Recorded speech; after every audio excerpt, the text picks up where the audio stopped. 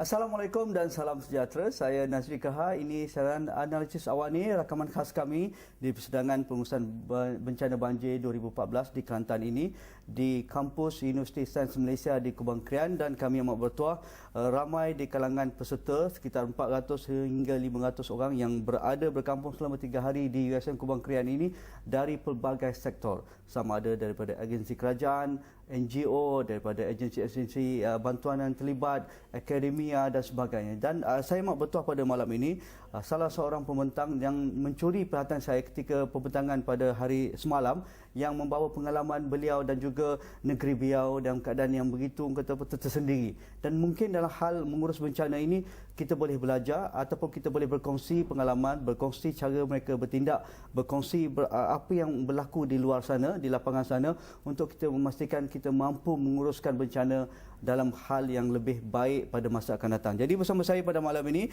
yang berbahagia Datuk Dr. Haji Yusof Nok, Pengarah Unit Keselamatan Negeri Jabatan Ketua Menteri Sarawak. Selamat datang Datuk, apa khabar? Datuk dengan cerita orang Kelantan ya, tapi bertugas berkampung dah lama di Sarawak. Macam mana boleh tercampak tu sedikit Datuk? Wah, saya dulu kaki tangan kerajaan federal. Okey. Nak balik ke Semenanjung kerana saya latar belakangnya seorang peguam. Okey. Saya nak buka firm sendiri. Tapi oleh kerana orang Sarawak minta saya bekerja lagi, saya teruskan tinggal di Sarawak. Maksudnya ada kepakaran yang tidak boleh dipandang enteng oleh orang Sarawak untuk ditinggalkan kembali ke Kelantan dan Semenanjung. Tidak begitu, tapi mungkinlah. Okey. Mungkin. Datuk, itunya sedikit pengenalan. Datuk bertugas lama di Sarawak dan mengetahui satu unit yang begitu penting dalam hal menguruskan bencana. Bencana ni banyak perkara. Tetapi pada definisi Datuk dan juga definisi Sarawak tentang bencana ni, apa yang boleh Datuk introkan ataupun beri sedikit brief tentang itu? Saya intro dengan perkataan keselamatan itu sendiri. Pada saya keselamatan tu kena ubah sikit. Iaitu biasanya keselamatan sebelum Cold War dulu ialah country centered ataupun centered kepada negeri. Tetapi seharusnya selepas Cold War, perkataan keselamatan itu kena realign sikit kepada centered kepada people. Maknanya people oriented rather than state oriented. Itu yang pertama. Disebab dari segi bila saya ambil tugas, keselamatan ini saya bagi simple definition, iaitu bebas daripada segala ketakutan. Kenapa itu dipilih tu? Free from fear. Why? Sebab kita sebagai seorang individu ada 4 perkara yang kita fear biasanya. Jadi kita ambil komponen yang besar. Pertamalah fear dari segi sosial, dari segi sosial jenayah itu fear. Yang kedua ialah fear dari segi ketidakstabilan politik. Itu fear juga. Ya, betul. Yang ketiga ialah fear dari segi ekonomi. Hilang kerja tak ada kerja, graduate tak ada kerja, duit tidak ada dalam inflasi poket, tinggi. Inflasi bawa people stress. Ya, betul. Stress ada elemen security juga. Fear, betul. Yang ketiga lah environmental fear. Yang keempat. Yang keempat. Environmental fear ni ialah yang relevan di Sarawak ialah banjir juga sama dengan sebahagiannya. Tapi pada saya kita mesti harus ada satu framework yang baik untuk menanangi environmental fear ini. Jadi pada saya framework kita macam satu rumah. Apa pentingnya pada satu rumah? Kalau tengok yang penting pada satu rumah, bedrock dia tu mesti kukuh. Dan dalam bedrock itu ialah policy kita, responsibility kita dan awareness program kita. Jadi kalau ini betul at all levels, kita tidak ada permasalahan. Jadi di Sarawak ni alhamdulillah lah ini kita dibina, membina ini. Tapi membina ini bukan ad hoc, secara berterusan, secara jangka masa yang lama, tanpa berhenti. Contohnya program yang saya fikir yang relevan itu tentang awareness program. Saya fikir dari segi Sarawak, kalau tengok di Kelantan pun, problem ialah empowerment the people. Sometimes everything laid out is good on paper. On paper. SOP. Ada semua ada. Blueprint. Tapi on the ground useless. Useless. In the sense that masyarakat tak tahu. Dengan demikian saya fikir awareness program, empowering the people ini, kita bina satu package iaitu dipanggil CERT di Sarawak. Community Emergency Response Team, di mana kita nak mengajar penduduk supaya dia tahu nak bertindak di atas perkara-perkara yang berlaku di tempatnya. CERT bukan sahaja tentu bencana. Ada tempat tu dia takut berbeza, takutan itu berbeza. Ada setempat tu takut kepada buaya contohnya. Ya, betul. Dan Sungai Rejang penjala besar, penjala panjang. Kalau di tempat itu begitu rupanya, kita mengajar cara-cara handle buaya. Ya. Menjinak buaya dan sebagainya, mententeram buaya.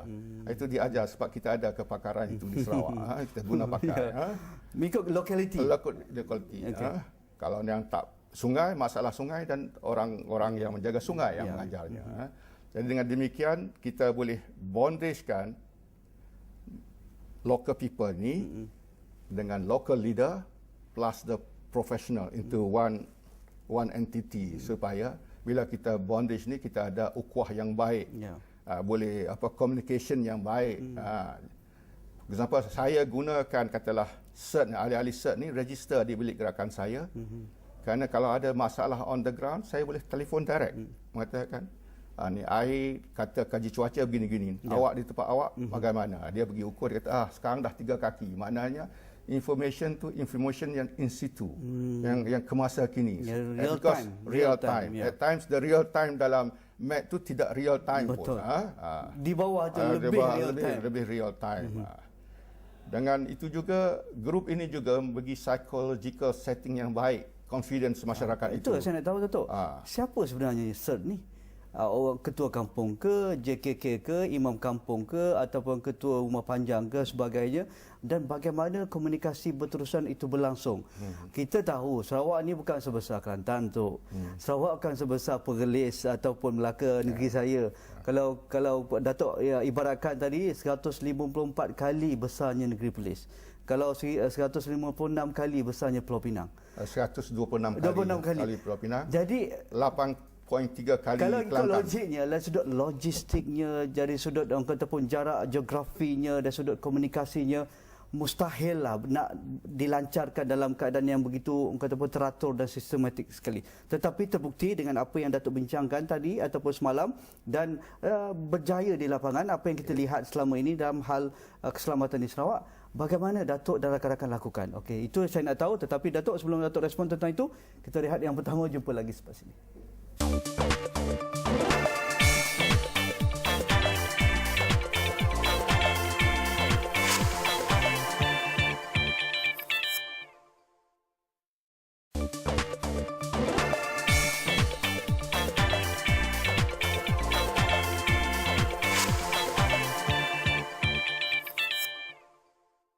Seronok bercakap dengan Datuk Dr. Haji Yusof Nok ni, kerana saya rasa dia punya world view, dia punya latar belakang, pengalaman dan juga substance yang dibawa benar-benar berbeza dengan cara kita melihat negeri kita, bencana kita, dan juga bagaimana kita melihat perkara berkaitan dengan pengurusan bencana. Mungkin Datuk sudah mulakan tadi tentang CERT ini, iaitu kumpulan yang menjadi kayu ataupun pillars masyarakat di bawah dalam hal banyak perkara, tetapi dalam hal keselamatan dan juga bencana ini Datuk memberi tumpuan tentang itu. Sarawak ni Datuk besar. Saya dah bagi intro sedikit tadi. Bukan senang nak sampai ke Bario, saya dah sampai ke Kapit, naik 3 jam bot daripada Sibu. Nak sampai ke kampung, nak sampai ke orang kata pun Mukah pun jauh, Lawas pun jauh. Nak pergi ke Seri Aman pun, walaupun ada ombak sungai itu dipanggil, saya nak pergi pun 4 jam juga jalan daripada Kuching. Jadi bagaimana Datuk adaptasi kekuatan dan juga keluasan Sarawak ini? Oleh kerana geographical factor tadi, kesukaran setengah-setengah agensi nak masuk, adalah bijak kalau kita empower the people to do to help themselves on the ground. Jadi kalau disebut tadi, yang paling penting work yang sepatut sesuai lah ukhuwah. Kita bina ukhuwah di antara local leaders, persaudaraan dan juga professional people. Jadi satu bondage, satu connectivity yang agak kekal.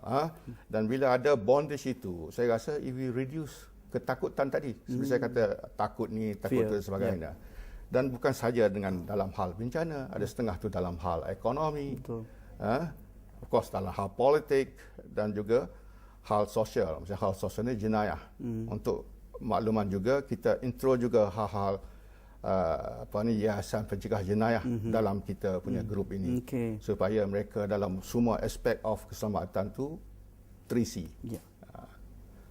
Dan juga you talk about logistik. Saya tidak berapa percaya. Kita di Sarawak banyak kapal terbang pun. Helikopter ada, tapi kita tidak gunakan. Kita guna forward base dulu. Forward base maknanya kita ada 226 forward base di Sarawak itu, di mana sebelum kejadian, sebelum bencana, barang-barang makanan telah pun ada di sana. Berapa lama Datuk menyediakan perkara itu sebelum bencana? Ini saya nak sebut bahawa bilik gerakan kita start awal. Kita anticipate hujung ini hujan katalah. Kita start pada 10 hari bulan 10 tahun lepas. Kalau kita rujuk balik 2014 dari hujan sampai 18 hari bulan 12 di Sarawak. Jadi 2 bulan persediaan.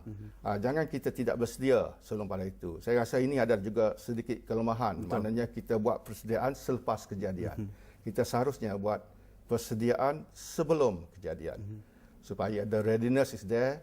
Sebab bencana melibatkan integrated approach. Maknanya semua agensi yang berkaitan mesti di group together, berfikir dan ditanya soal berapa kelengkapan, makanan dan sebagainya mesti tersedia sebelum kejadian. Ini dilakukan di negeri Sarawak, dan alhamdulillah lah juga pemimpin-pemimpin di sana saya rasa adalah prihatin dari sini.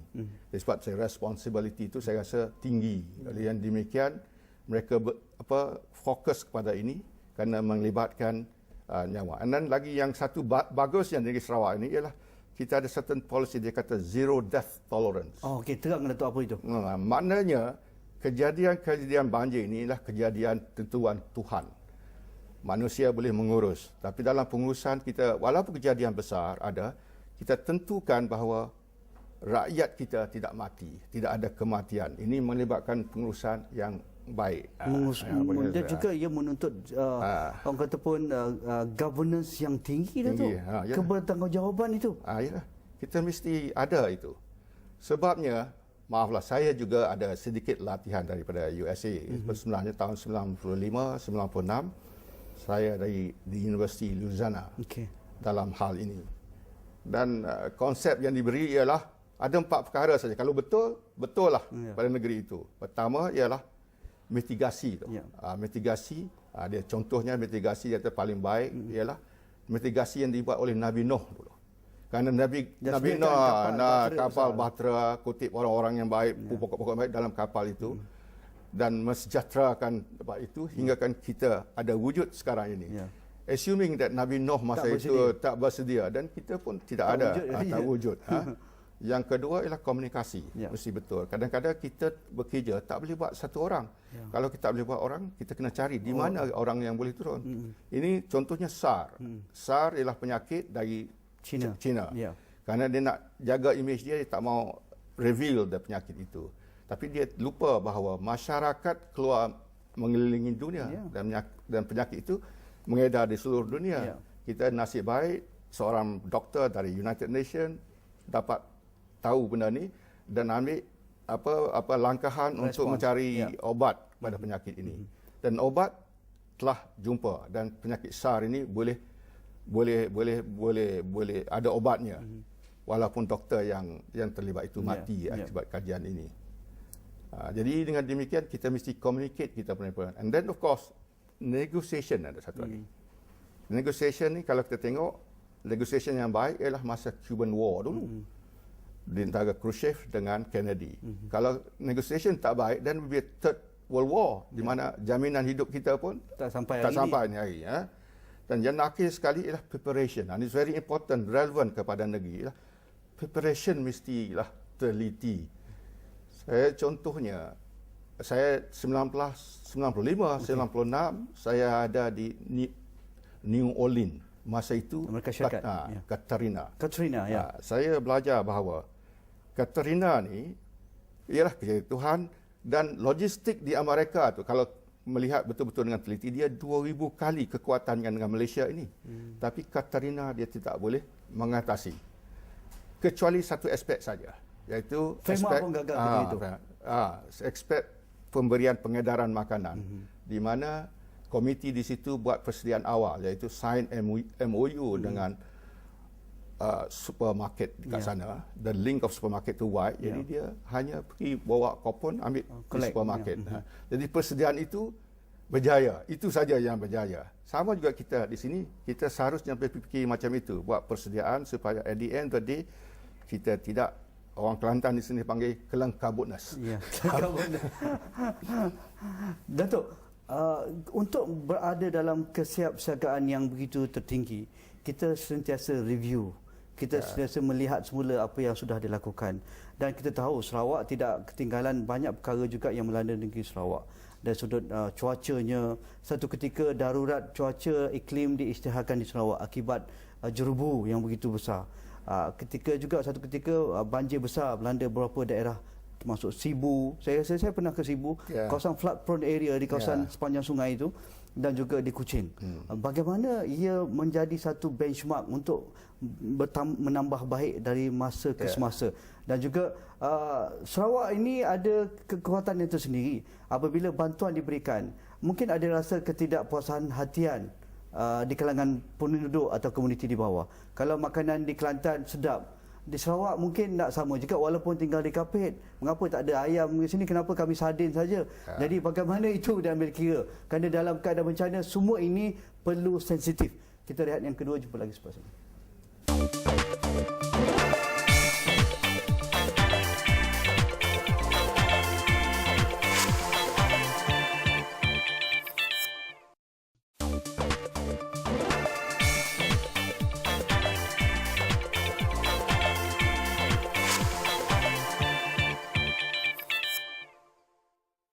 Seronok bercakap dengan Datuk, dan saya rasa setengah jam tak cukup, tetapi saya terpaksa menggunakan masa yang saya ada ini untuk mengorek banyak rahsia tentang Sarawak ini.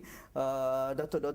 Haji Yusof, kalau kita lihat dalam hal menambah baik hal pengurusan bencana, kita tak perlu berpuas hati dengan SOP yang sama, dengan cara bekerja yang sama, cara bertindak yang sama, kerana kapasiti climate bencana itu berubah dari masa ke semasa. Kalau Amerika Syarikat gagal menguruskan Katrina di New Orleans, mereka juga gagal menguruskan taufan Sandy di satu ketika di New York, kerana mereka melihat Sandy seperti taifun siklon tropika yang biasa. Tetapi mereka negara yang matang dalam hal bencana juga sentiasa memperbaiki. Tetapi kita di Malaysia ni, mungkin Sarawak ada pengalaman tentang itu, Datuk.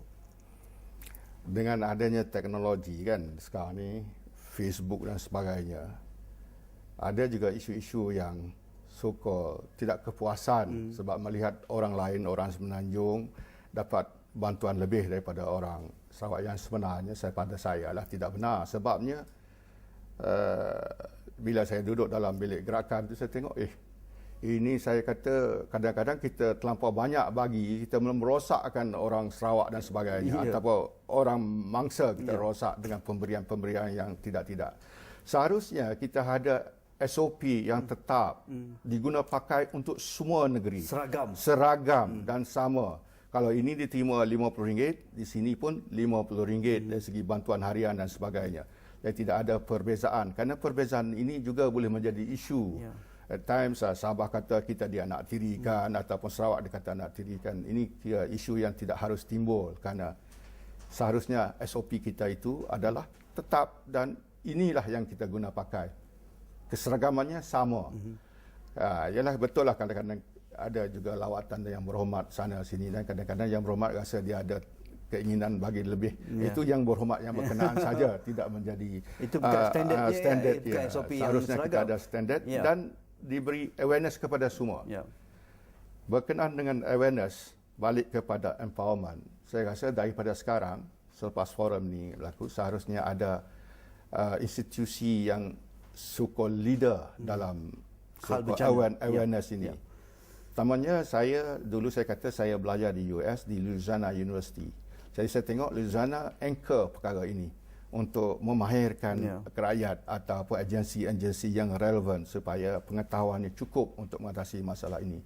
Saya fikir di sini, oleh kerana usaha ini tadi laku oleh USM, saya sampai sini, USM seharusnya ambil ini sebagai lead dalam hal ini, mengadakan kursus-kursus certificated sebulan ke, macam saya dulu di sebulan saja di sana itu mencukupi untuk memahami konsep-konsep yang harus ada dalam keadaan krisis. Mungkin dari sudut policy sudah jelas, tetapi dari sudut execution, penyampaian di bawah sana, itu seringkali diperdebatkan. Mungkin pada pandangan Datuk Haji Yusof, melihat dari sudut bagaimana kita command, kerana memerlukan satu pengalaman, memerlukan satu suara yang jelas, yang orang kata pun tepat pada waktunya. Kerana dalam keadaan begitu, communication breakdown, kelam kabut macam kelam kabutness itu kan, sistem terputus dan sebagainya. Tetapi kalau ada command yang bagus, satu orang yang benar-benar mahir mengendalikan dan kadang-kadang kritikal, itu saya rasa itu yang perlu kita lihat juga. Ini berbalik. Kalau kita tengok MKN 20 itu, command ialah pengurusan seharusnya tiap-tiap negeri ialah SS, tansi SS. Tapi berbeza. Kita sikit ada perbezaan di Sarawak. Kita nak tahu tu. Kita punya commander is CM himself. Tapi CM delegated kuasa itu kepada timbalan CM yang secara kebetulan sekarang ini ialah Tan Sri Efred Jabu. Dan SS, timbalan SS ialah bawahnya. Termasuk unit saya pula bawah dengan MKN. Jadi susunan itu agak sedikit rapi dan jelas dan sedikit luas. Kerana pada dalam bencana ni kita mesti melihat juga orang yang mampu membuat kerja. And then dia juga perlu leadership yang tinggi. Leadership yang tinggi. Saya rasa Sarawak ada itu. Ada itu leadership yang tinggi dan mampu bekerja. Contohnya dari segi kehendak barang-barang ni mesti kita boleh minta, tapi kalau orang tak bagi, tak ada juga. It's only the leader kata barang ni kena bagi, dan kita ikut. Jadi leadership is very important in every bencana. Dan dia mengambil kira banyak faktor. Kalau leadership juga, kalau persediaan itu 2 bulan sebelum bencana dan sebagainya, dari sudut logistiknya, dari sudut food stockpile-nya, dari sudut berapa jumlah satu kepala perlu dapat peruntukan di pusat-pusat pemindahan dan infrastruktur yang perlu ada di pusat-pusat pemindahan. Sedetail itu. Ya. Kita detail dari segi data. Kadang-kadang kita rasa tidak ada. Bila kita ada mesyuarat secara kita tengok kekuatan masing-masing, kita sudah ada cukup pun. Kita tak harus minta orang lain. Dan yang paling pentingnya, apa yang ada itu boleh diguna pakai ke tidak. Sometimes ada, tetapi dari segi maintenance tidak ada. Kadang-kadang lori tak boleh bergerak. Ini seharusnya diadakan. Lagi satu saya nak beritahu ialah perlunya latihan itu diadakan. Saya mencadangkan simulasi selalu diadakan. Kalau dari segi prinsip tentera, mock exercise tu, mock exercise kena ongoing, bahawa berkala supaya nadi-nadi kita yang berurusan hidup, selalu hidup, selalu sedar, saya tak tidur. Dengan demikian, dari segi ketanggungjawab, orang tu tahu apa kerja dia, apa yang dia sepatut buat, dan dia accountable kepada siapa dan sebagainya, itu sudah pun jelas. Tidak lagi dalam ragu-ragu. Saya rasa kita tak boleh bergerak dalam bencana dalam ragu-ragu. Datuk, pasca banjir 2014 dan bukan hanya berlaku di Sarawak tetapi berlaku teruk di semenanjung Malaysia termasuk Kelantan ini, apa penambahbaikan yang Datuk lihat perlu berlaku sekarang? Saya tengok contohnya masalah Kelantan adalah masalah pergerakan air. Dan saya tengok di Sarawak tu kita ada baras sistem, pengurusan air. Dan di situ saya ingat pengurusan air baras di Sarawak itu berjaya dari segi manage, kalau air tinggi level dia, mengurus level supaya dia tidak bertakung dan sebagainya. Itu satu. Yang kedua, saya tengok di Kelantan ni dam. Perlu ada air lebih itu disalur di mana, seharusnya ada kekuatan itu. Dan saya tengok ada juga permintaan-permintaan yang di SMS pada saya, seharusnya planning yang kita nak buat ni memberi solution yang agak so-called lasting solution mapan at all cost, untuk berhentikan apa-apa pengsesaran rakyat dari segi bencana. Okey, Datuk, terima kasih atas masa yang ada bersama kami di Sarawak ni.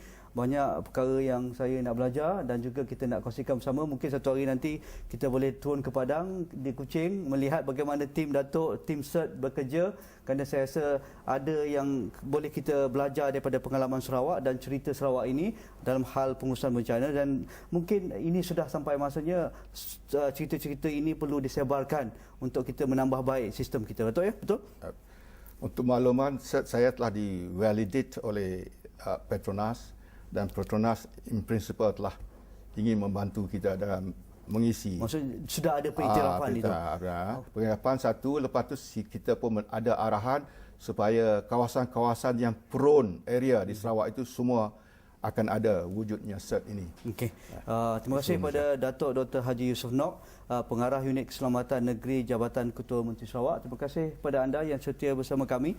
Terima kasih kepada pihak USM yang sudi membawa kami di persidangan banjir Kelantan 2015 ini, dan terima kasih kepada anda yang setia bersama kami daripada mula hingga ke akhir. Jika ada sebarang pandangan anda, hantarkan ke Facebook kami, ke Twitter kami, dan jangan lupa buat turun aplikasi asrawani.com di App Store dan juga Google Play Store. Sekian saja. Assalamualaikum. Terima kasih.